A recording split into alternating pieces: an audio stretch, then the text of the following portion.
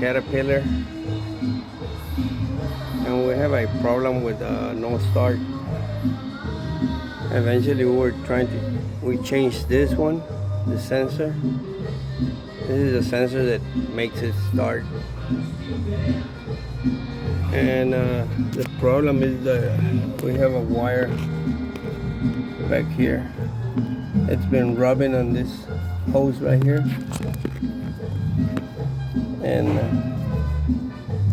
the wire got real bad. That they don't have no wires already. It's gone.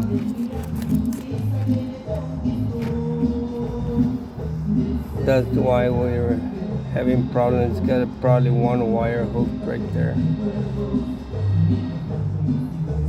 That's why we're having problems. Not can start. So that's one of the problems we have here with this Caterpillar.